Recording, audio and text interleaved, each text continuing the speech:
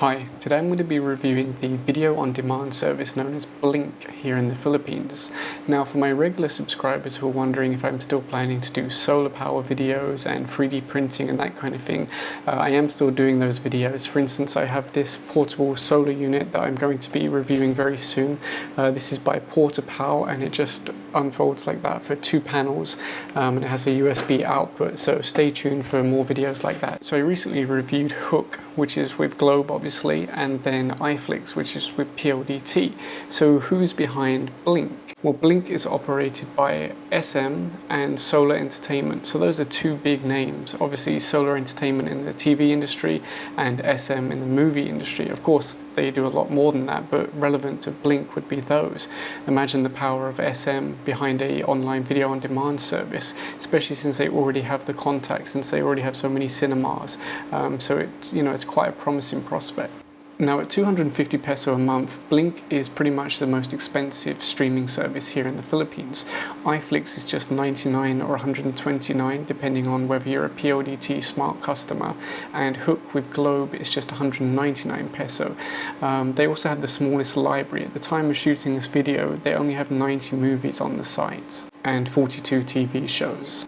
Now, unlike the other sites, which just give you unlimited access to whatever movies or TV shows they have, what they've done with Blink is actually added a rentals area where you can get access to slightly newer movies, but you have to pay an extra fee. So for instance, if you look at Chappie, this is a relatively new movie, and if you want to rent this from them, let's have a look how much it costs.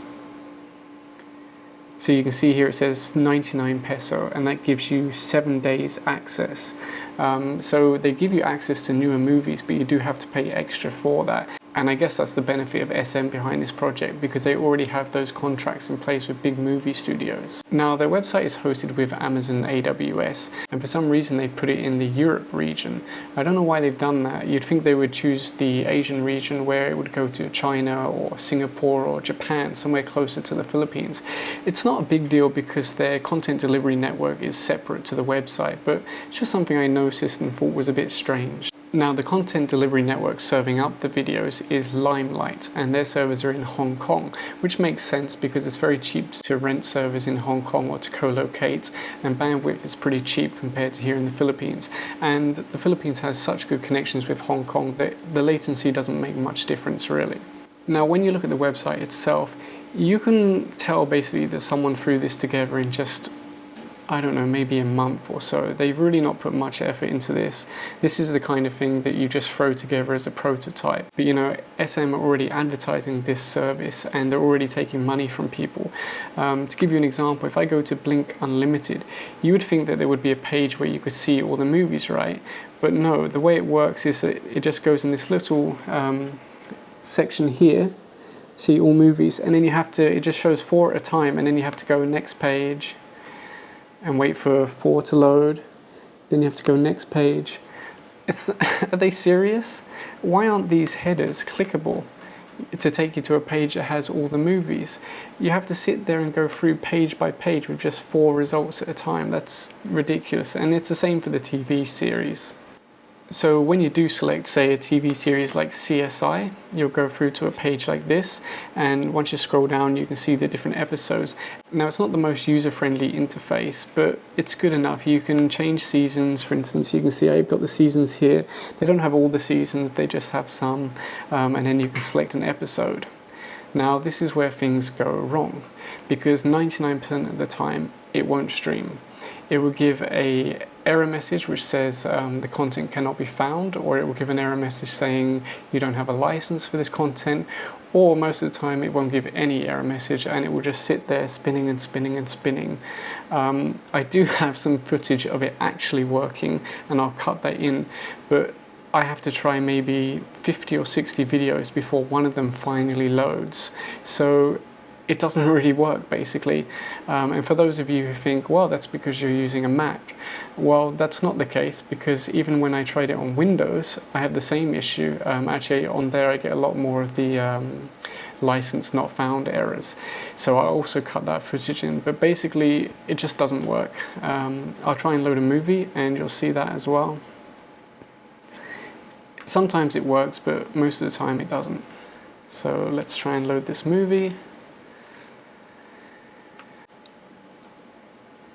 The Silverlight player is installed. It should work.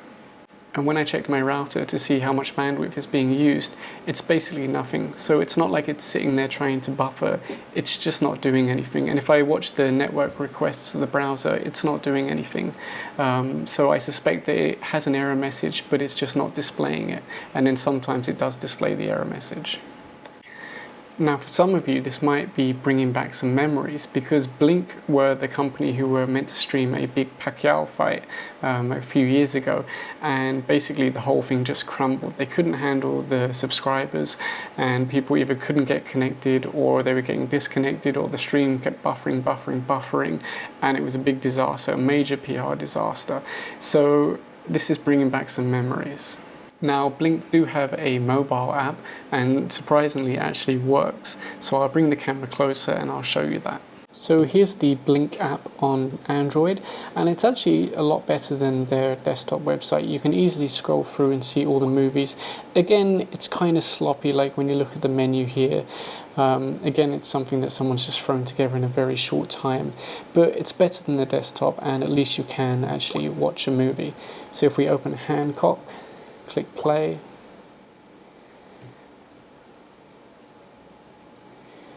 Come on. I also find that the app doesn't always want to change. There we go. And hopefully it will start playing. Okay, looks like this movie isn't going to play after all. Let's try another one. The Ugly Truth. Click play. For anyone that thinks this might be my internet connection, let me open iFlix, Harry Potter, click play, and there you go, we're streaming already. So it's not my connection, it's really the Blink app.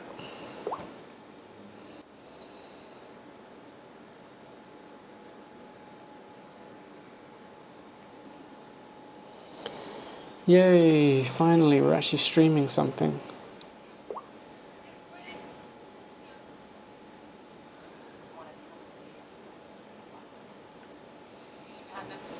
And the quality is not too bad. It's probably about the same as iFlix. Now this here is the problem with the app. It doesn't keep the screen alive. So you can see it's already turned down the brightness and now it's completely gone to sleep. So that's not a very good thing. The app should know that it needs to keep the phone alive.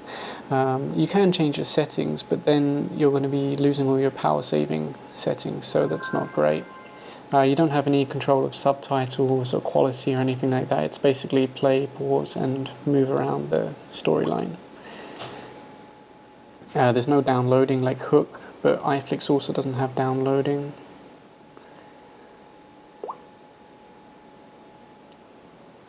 Let's have a look in rentals. So they've got 4, 5, 6, 7, 8, 9, 10, 11, 12, 13, 14, 15 movies for rental. And I think they're all 99 peso. Let's have a look.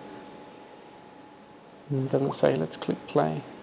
You're one step away from blinking. So you have to go onto the website to rent a movie. So if you just have a cell phone, you're out of luck, bad luck. Let's have a look at TV series. Let's try stream some Arrow. Again, the design is a bit better on here. It's still not great, but it's better than the desktop. At least they put a little bit of effort into it. You do notice the speed difference between iFlix, HOOQ, and Blink. Blink is just always slower. Everything, loading pages, loading movies, TV shows, it's just slower.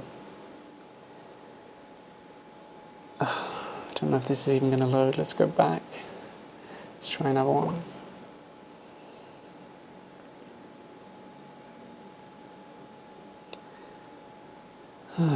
Looks like we won't be watching any Arrow. Let's go back again. Let's choose this one. Maybe I'm being impatient. Let's let it run for a while.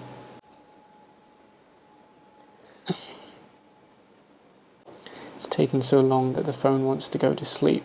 For anyone monitoring the time, you'll see that I have waited and nothing's happening. So we can't be watching any Arrow today.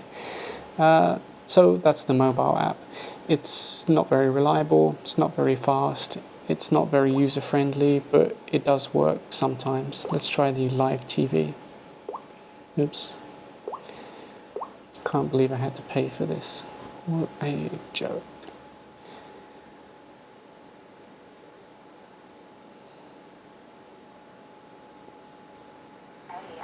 Okay, so we are actually streaming. Can't pause it because for some reason the pause button doesn't work. And you can see that it keeps doing the buffering thing, so... Okay, that's enough of that. That was the app. It's frustrating, just like their desktop site.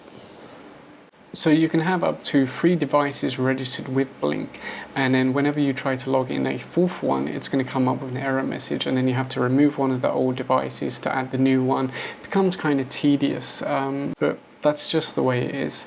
I mean, to be honest, it doesn't matter too much because it's more expensive than HOOQ and IFLIX. Their library is much smaller. Streaming on the desktop doesn't work. The site is basically useless. You could throw this together in no time at all. It's a big pile of junk, and I can't believe that SM are promoting this. It's just ridiculous. So thanks for watching. Please remember to give a thumbs up and subscribe.